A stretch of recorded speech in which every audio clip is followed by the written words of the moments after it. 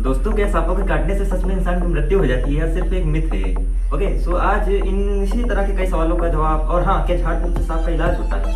Okay, सो इसी तरह के कई सवालों का जवाब आज जानेंगे इस वीडियो में, तो बने रहिए इस वीडियो के साथ। नमस्कार दोस्तों, मैं हूँ Raj. Welcome back to another blog video. तो क्या वैसे आपका भाई तो मस्त है। ये था अपना इंट्रो। ओके, सो अपना इंट्रो थोड़ा डिफरेंट होता है।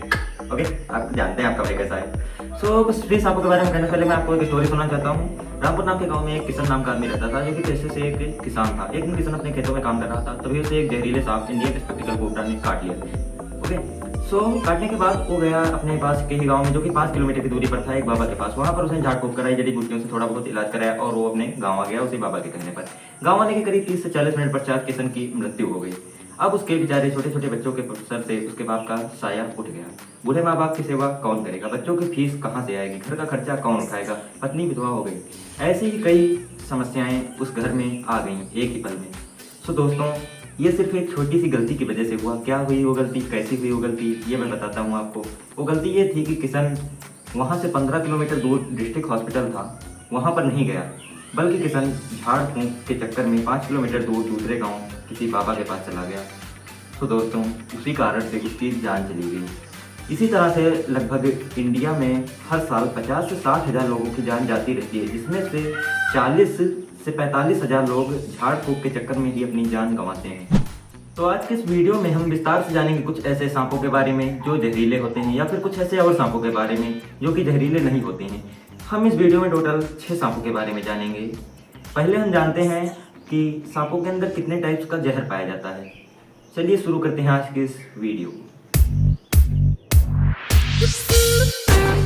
सांपों के अंदर जो इंडिया में कॉमन सांप पाए जाते हैं, उसके अंदर लगभग 3 प्रकार के जहर पाए जाते हैं। पहला होता है न्यूरोटॉक्सिक, दूसरा होता है हीमोटॉक्सिक और तीसरा होता है साइटोटॉक्सिक। न्यूरोटॉक्सिक वेनम करता क्या है कि आपके ब्रेन और नर्वस सिस्टम पर अटैक करता है, और ये जहर कोबरा जैसे सांपों में पाया जाता है। अब बात करते हैं हम हीमोटॉक्सिक की।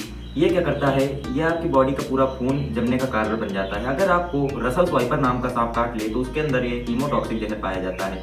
अब बात करते हैं साइटोटॉक्सिक की। ये क्या करता है? ये हमारी सेल्स को डिस्ट्रॉय करने लगता है, ये हमारी सेल्स को ही खत्म कर देता है। तो दोस्तों, ये कहीं ना कहीं ज़्यादा खतरनाक होता है हीमोटॉक्सिक के, और हीमोटॉक्सिक कहीं ना कहीं ज़्यादा खतरनाक होता है न्यूरोटॉक्सिक से। ओके, पर दोस्तों ऐसा नहीं है कि कोई जहर कम खतरनाक है, कोई ज़्यादा खतरनाक है तो आप बच जाएंगे, ऐसा नहीं। अगर आपको इनमें से तीनों जहर में से किसी भी जहर वाला सांप काटा है तो आप सीधा सरकारी हॉस्पिटल जाइए, वरना आप नहीं बचेंगे। और हाँ दोस्तों, अगर आप किसी झाड़ फूक के चक्कर में पड़े तो आप बिल्कुल भी नहीं बचेंगे। करेंगे विस्तार से बात इसी वीडियो में झाड़ फूक के ऊपर भी, और हॉस्पिटल के ऊपर भी, और सांपों के ऊपर भी। तो चलिए जानते हैं हम पहले वेनमस वाले सांपों को, जिनके अंदर वेनमस होता है, जिनके अंदर वेनम होता है। सो इंडिया में टोटल तो नहीं कह सकते, बट लगभग 3 प्रकार के कॉमन सांप पाए जाते हैं जिनके अंदर जहर होता है। पहला सांप होता है इंडियन स्पेक्टिकल कोबरा, जिसे हम देहाती में, मतलब हमारी भाषा में या बोलचाल की या गाँव की भाषा में नाग या गेहुमन कहते हैं। दूसरा सांप होता है कॉमन क्रैट, ठीक है। और तीसरा सांप होता है जो कि सबसे खतरनाक होता है, रसल स्वाइपर। दोस्तों, ये तीनों सांप कहीं ना कहीं हर साल इंडिया में 50 से 60 हज़ार लोगों की जान जाने की वजह बनते हैं। बट ऐसा नहीं है कि इनको मार देना चाहिए, क्योंकि ये हमारे इन्वायरमेंट के लिए भी बहुत ही आवश्यक है। आगे उस पर भी बात करेंगे कि हमारे इन्वायरमेंट के लिए क्यों आवश्यक है, इनसे आपकी जीवन शैली कैसे प्रभावित होती है, इस पर भी आगे बात करेंगे। पर उससे पहले हम बात कर लेते हैं इनके बारे में थोड़ा डिटेल से। तो पहले हम बात करते हैं इंडियन स्पेक्टिकल कोबरा के बारे में। दोस्तों, इसके अंदर न्यूरोटॉक्सिक वेनम पाया जाता है, जो कि ब्रेन और नर्वस सिस्टम पर डायरेक्ट अटैक करता है। इसके काटने से 30 से 40 मिनट या मैक्सिमम 50 मिनट तक हॉस्पिटल पहुंच जाइए अगर आप, तो आप बच सकते हैं। आपके बचने के चांस 90 to 95% रहते ही हैं, अगर वेनम ज़्यादा नहीं आया है बाइट में। अगर बाइट में वेनम ज़्यादा आ गया है तो आप 10 से 15 मिनट या 20 मिनट मैक्सिमम जीवित रहेंगे, उसके बाद आपकी मृत्यु निश्चित है। अगर आप दोस्तों किसी भी झाड़ फूक के चक्कर में पड़ते हैं इसके काटने के बाद, तो आपकी मृत्यु 100% निश्चित हो जाती है। हमारा अगला सांप है रसल स्वाइपर। दोस्तों, इसके अंदर हीमोटॉक्सिक वेनम पाया जाता है, जो कि न्यूरोटॉक्सिक वेनम से कुछ ज़्यादा ही खतरनाक होता है, क्योंकि ये वेनम हमारे शरीर में खून को जमाने लगता है। इसके काटने के पश्चात मृत्यु निश्चित है। अगर आप सरकारी हॉस्पिटल या अपने नज़दीकी सरकारी हॉस्पिटल, या फिर अगर आप डिस्ट्रिक्ट हॉस्पिटल जा पाएँ तो बहुत ही अच्छी बात है, तो वहाँ से आप बच सकते हैं। लेकिन अगर आप झाड़ फूक के चक्कर में पड़ेंगे तो आप निश्चित ही नहीं बचेंगे। अगला सांप होता है कॉमन क्रैट। इसके अंदर भी न्यूरोटॉक्सिक वेनम ही पाया जाता है कहीं ना कहीं। सो न्यूरोटॉक्सिक वेनम के बारे में मैंने आपको पहले ही बता दिया कि ब्रेन और नर्वस सिस्टम पर अटैक करता है। तो दोस्तों मेरी आपसे एक ही गुजारिश है कि अगर आपको भगवान न करे लेकिन गलती से भी कभी सांप काट लेता है, वैसे तो सांप कभी काटता नहीं, जब सांप खतरा महसूस करता है तभी बाइट करता है, वरना कोई ऐसा फालतू मतलब सांप ऐसा नहीं है कि चलो चलो भाई इसे काटते हो, देखो जा रहा है इंसान, चलो पकड़ के काट लें इसको। ऐसा कुछ नहीं है सांपों के साथ, ठीक है? ऐसा सिर्फ इंसानों के साथ होता है कि वो देखो सांप जा रहा है मजे लेते हैं, ऐसा सांपों के साथ नहीं है। सांप हमेशा दूर भागते हैं इंसानों से क्योंकि वो जानते हैं पहले कुछ भी कर सकते हैं इंसान। ओके, सो जैसा कि आप सांपों से डरते हैं वैसा ही सांप आपसे डरते हैं। पर दोस्तों जब भी आपको खतरा होता है आप उन्हें मारते हैं, तो निश्चित है कि जब उन्हें खतरा होगा तो अपनी डिफेंस में जो ईश्वर ने उन्हें जहर या जो भी उनके बचाव के लिए हथियार उन्हें प्रदान किया है उसका यूज तो सभी करते हैं ना, हमारा देश भी करता है, हम लोग भी करते हैं।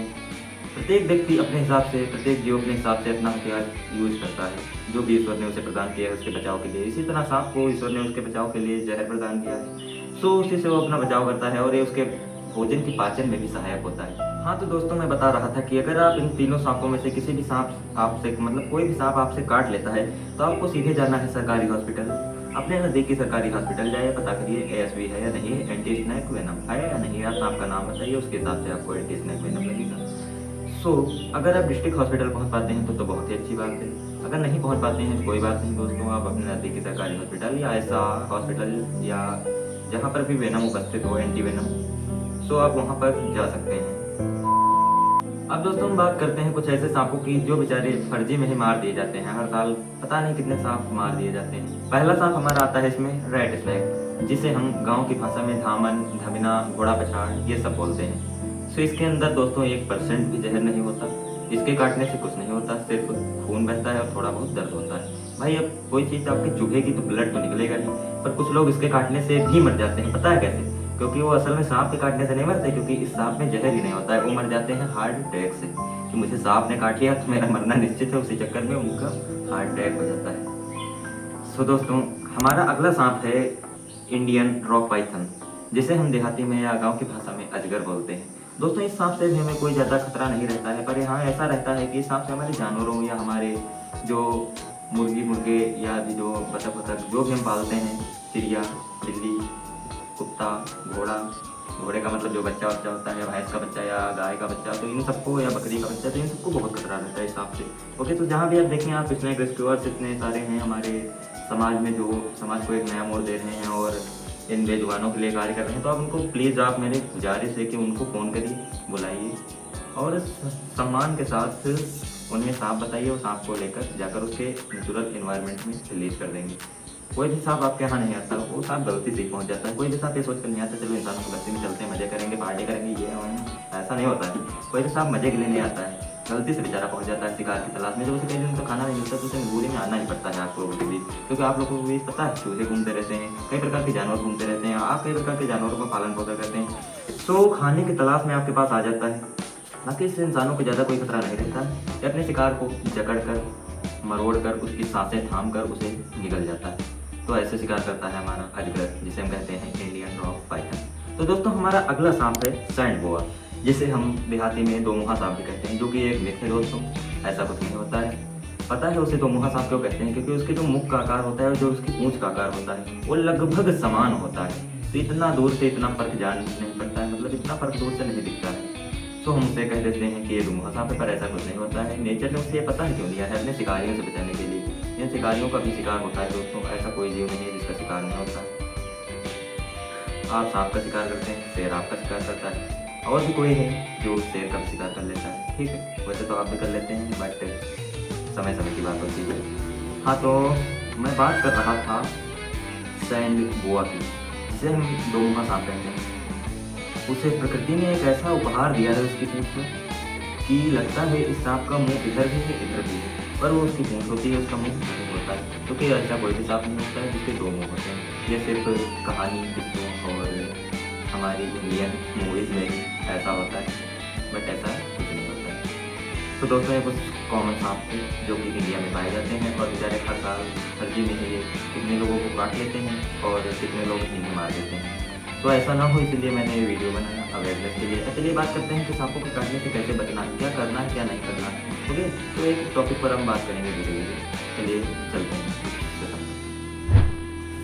दोस्तों, जब भी आपको सांप काटे तो आपको सीधा सरकारी हॉस्पिटल जाना है। किसी भी बाबा, किसी भी झाड़ फूँक, किसी भी जड़ी बूटी इलाज के चक्कर में नहीं पड़ना है, वरना आपकी मृत्यु निश्चित है। अगर आप सरकारी हॉस्पिटल पहुंच जाते हैं टाइम से, आधे घंटे या 40 मिनट या 50 मिनट के अंदर, तो आपकी जान बचने के चांसेस बढ़ जाते हैं। ऐसा तो नहीं कर सकते कि 100% जांच मतलब 100% जान बच ही जाएगी, बट हाँ चांसेस बढ़ जाते हैं जान बचने के। सो आपको क्या करना है, सीधा सरकारी हॉस्पिटल जाना है। बाबा, झाड़ फूँक, जड़ी बूटी के चक्कर में बिल्कुल भी नहीं पड़ना है, क्योंकि ये लोग अपना पेट पालने के लिए भारत में अंधविश्वास फैलाते रहते हैं। अंधविश्वास का देश है भारत, पर मुझे और हम सभी को मिलकर इस अंधविश्वास को ख़त्म करना है तो करना है। इसीलिए मैं आज इस वीडियो को शुरुआत कर रहा हूँ, वरना मैं ब्लॉग बनाता था। बट चलिए, वो तो एक अलग टॉपिक है, हम जिस पर बात कर रहे हैं उस पर ही बात अपनी कंटिन्यू रखते हैं। तो दोस्तों, आपको सरकारी हॉस्पिटल पर जाना है, किसी भी झाड़ फूँक बाबा के चक्कर में नहीं पड़ना है। दूसरी बात, कुछ लोगों को आपने देखा होगा कि सांप का जहर मुँह से चूसकर फूँकते हैं। ऐसा आपने हमेशा पिक्चर में ही देखा होगा। दोस्तों, ऐसा करना खतरनाक हो सकता है, जहर आपके मुंह से भी आपकी बॉडी में फैल सकता है। सो ऐसा मत करिए। हाँ, आप वहाँ एक ज़्यादा टाइट नहीं पर हल्का टाइट, जिसमें एक ये फिंगर ऐसे चली जाए, ऐसा एक कपड़ा आप लपेट सकते हैं उसमें, उस जगह पर। जैसे यहाँ पर सांप काटा है तो आप यहाँ पर वो कपड़ा लपेट सकते हैं, फिर आप हॉस्पिटल जाएंगे। और हाँ दोस्तों, सबसे ज़रूरी बात, जिसको भी सांप ने काटा है उस पेशेंट को ज़्यादा हिलने डुलने मत दीजिए। और उस पेशेंट को सबसे बड़ी बात है कि सांस रखिए। अगर उसकी हार्ट बीट इधर से उधर हुई तो जहर फैलने के चांसेस ज़्यादा बढ़ जाते हैं। अगर उसकी बॉडी में मूवमेंट हुई तो जहर फैलने के चांसेस ज़्यादा बढ़ जाते हैं। तो जितना शांत रह सकते हैं उतना शांत रहिए। और ऐसा कुछ नहीं है कि सांप काटने से हमेशा इंसान की मृत्यु भी हो जाती है। कई सांप बिना जहरीले होते हैं, जैसे कि मैंने पीछे वीडियो में बताया। कई सांप जहरीले होते हैं, उनके बारे में मैंने अच्छे से बताया। कौन सा वेनम सांप के अंदर पाया जाता है, कौन सा नॉन वेनेमस होता है, कौन सा वेनेमस होता है, इसका मैंने एक वीडियो में एक्सप्लेन कर दिया है। तो मेरे भाई, इस वीडियो को एक अवेयरनेस के तौर पर लीजिएगा। और हाँ, जो आप स्नैक रेस्क्यूअर्स को फ़ोन करते हैं या आप वीडियो यूट्यूब पर देखते हैं, तो ऐसा भी घर पे करने की ट्राई मत करिएगा, क्योंकि आप लोग उसके बारे में नहीं जानते हैं, सांपों के बारे में। वो लोग आपसे ज़्यादा अच्छे से जानते हैं कहना उचित, क्योंकि वो लोग आपसे अच्छे से सांपों को जानते हैं। उन लोगों का काम होता है सांपों को हैंडल करना। वो लोग बड़े ही अच्छे से और बड़े ही कायदे से कर लेते हैं। आप अगर ऐसा कुछ करते हैं तो काटने के चांसेस या आपके घायल होने के चांसेस ज़्यादा रह जाते हैं। दोस्तों, चलते चलते वीडियो को एंड करते करते एक मिनट और रहता है कि जो हमारा धामन सांप पाया जाता है, जिसे हम रेड स्नैक बोलते हैं। सो ये सांप, ऐसा मिथ होता है गाँव में कि ये सांप जब पूँछ मार देता है तो उतना हाथ सड़ जाता है। इसकी पूँछ में कांटा होता है तो उतना हाथ में मतलब इन्फेक्शन हो जाता है। ऐसा दोस्तों कुछ नहीं होता है, क्योंकि किसी भी सांप की पूँछ के अंदर कोई भी कांटा नहीं होता है, किसी भी सांप के अंदर कोई भी मड़ी नहीं होती है, और किसी भी सांप के सिर पर कोई भी बाल नहीं होता है। किसी भी सपेरे को देखिए तो आपका पूरा हक बनता है कि उससे सांप को रिलीज करवा सकें आप, क्योंकि सपेरा सांप का जहर निकाल कर उसे अपना पेट पालने के लिए इस्तेमाल करता है। तो आपको पूरा हक बनता है, पूरा राइट है। किसी को भी इतना ये राइट नहीं है कि वो मतलब इन बेजुबानों को कैद करके रखे या फिर अपने शौक के लिए पाले, अपना पेट पालने के लिए इनको पाले। तो ऐसा कुछ नहीं होता है। आप किसी भी सपेरे या किसी को मतलब देखिए तो आप जागरूक करिए लोगों को, और प्लस उस सांप को, किसी स्नैक रेस्क्यूअर को फ़ोन कर अपने आसपास के या दूसरे ज़िले के आप उसे रेस्क्यू करा सकते हैं उस सांप को। और हाँ दोस्तों, एक मिथ और थी सांपों के बारे में, तो चलिए आज सब क्लियर कर देते हैं कि सांप दूध पीता है। ऐसा कोई भी सांप नहीं है जो दूध पीता है। सपेरे लोग सांप को 1-1 महीने या 2-2 महीने या 1.5-1.5 महीने से भूखा रखते हैं। फिर आप ही बताइए, अगर आपको 1 हफ्ते शायद आप नहीं रह पाएंगे, लेकिन अगर आपको 3 या 4 दिन से भूखा रखा जाए, फिर आपको गिरे से गिरा खाना दिया जाए, आप खा लेंगे। इसी तरह से आपको 1 महीने या 1.5 महीने या 2 महीने से भूखा रखा जाता है, और फिर अब उसके सामने आप दूध धरें या पानी धरें, भाई वो जब प्यासा होगा, भूखा होगा तो मजबूरी में पिएगा। ऐसा नहीं है कि मतलब वो दूध पीता है या ऐसा होता है, ऐसा कुछ नहीं है। आपका पेट भरा, वो दूध नहीं पिएगा। आप उसके मुँह पर दूध डालिए, वो नहीं पिएगा। आप उसके सामने कटोरी में दूध रखिए, वो नहीं पिएगा। ऐसा कुछ नहीं होता है दोस्तों। ये सब मिथ तो होती हैं, और इन मिथ और अंधविश्वासों से बचिए, क्योंकि भारत को महान बनाना है, और महान बनाने की तरफ हम सभी को एक कदम आगे बढ़ना है।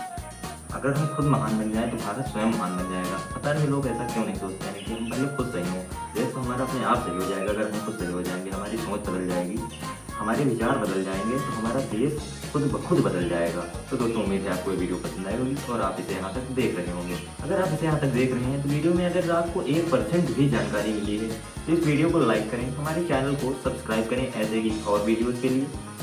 और आप इसे अपने दोस्तों, फैमिली, परिवार, रिश्तेदार, पड़ोसी सभी के साथ शेयर कर सकते हैं। और हाँ दोस्तों, इस वीडियो को अपनी फैमिली के साथ बैठ कर देखिएगा, क्योंकि जो हमारे पापा लोग या दादा लोग रहते हैं उनमें इतनी अवेयरनेस नहीं है। देखो, बात क्या होती है कि लोग शुरू से अंधविश्वास में ही पल बढ़ रहे हैं। तो गांव के जो लोग होते हैं उनमें मतलब अंधविश्वास कूट कूट कर भरा होता है। दोस्तों ये कहना कहीं से गलत नहीं कि उनमें अंधविश्वास कूट कूट कर भरा होता है। अगर किसी को बुरा लग रहा है तो भाई लगना भी चाहिए, क्योंकि आप में अंधविश्वास है।